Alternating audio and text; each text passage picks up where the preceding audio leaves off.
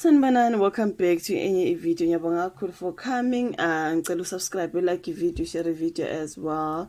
So now asibuye sikhulumeni ngodaba luka Apotek Shebeleza okudlulile emhlabeni ukuthiwa ke uzobeka endaweni yakhe ukugcina around Saturday if I'm not mistaken.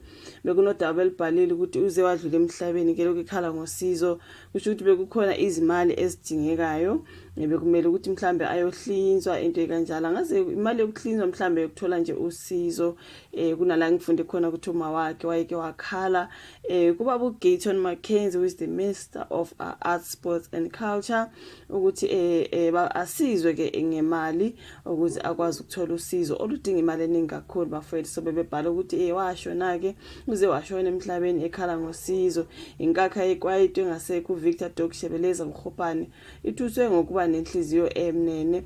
uDok Shebeleza ubena 51 wadlula emhlabeni ngezithuba zabo 10 ekseni emva kokudedelo ke esibhedlela ngomsombuluko. Lezi zindaba ziqinisekiswe ngabe obeyimanager yakhe ke uShex Mamvundla.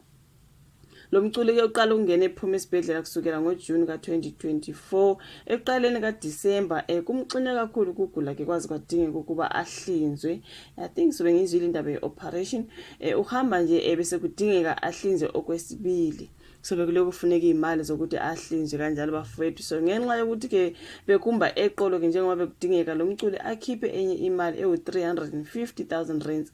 uDok Shebeleza ke ube senqinqa kumphakathi wakulela ukuba umnikelele ukuze akwazi ukuhlinzwa ngenyanga ezayo which is February. Kunalaba khulume khona ukuthi bekubhekelela ukuthi ayohlinzwa ngoFebruary. Now nonina wakhe uze wanxusa ungqongqoshe wezobuciko namasiko kulelo umnumzana uGayton Mackenzie nomphathiswa walomnyango eGauteng umnumzana uMatumeshilwane ukuba basize indodana yakhe ukuqongelela ke ile mali.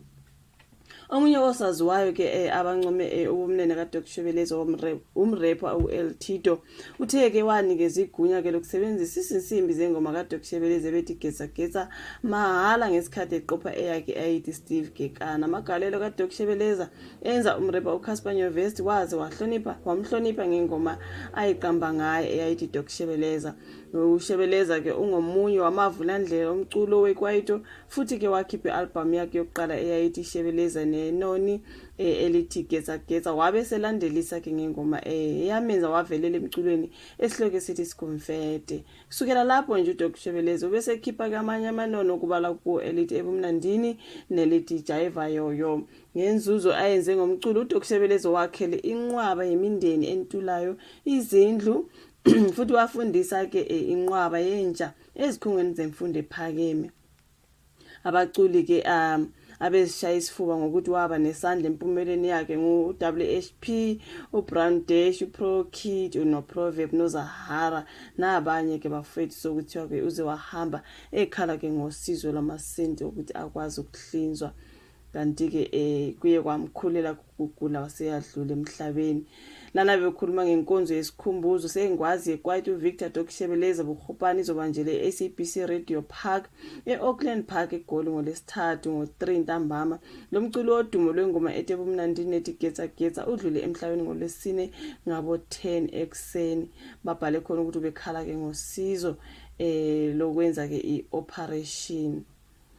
So yeah man, may so rest in peace. Bekunalabo bekukhulunywa khona ngotatuweni Khumalo ukuthi naye kumele abekwe bekumele abekwe ngomgqibelo abakubuka weni ebasebethola ukuthi no engathi ke uDok Shebeleza uzobekwa ngomgqibelo sobona basebebeka olwesihlanu ukuze bangasebenzisi usuku ke olulodwa ukubeka laba ababili ade besebenza ndawonye bengabaculi. May their souls rest in peace bafowethu. So ngiyacabanga ukuthi uwena uzoba ngolesihlanu bese uDok Shebeleza ebake ngomgqibelo. Angazi ngama memorial service I think uDok Shebeleza ikhona ke ngolesithathu angazi ekatatu wini Khumalo but ke imncwabo iyona ke zoba khona olwesihlanu nangomgqibelo. Singathi imoya yabe ingaphumula bafethu. May their soul rest in peace bobabili bahambe bena 51. Share man. Thank you so much ukuthi ubuke video, like, subscribe, share. Siphinde sihlangane kwenye esolandela. Bye.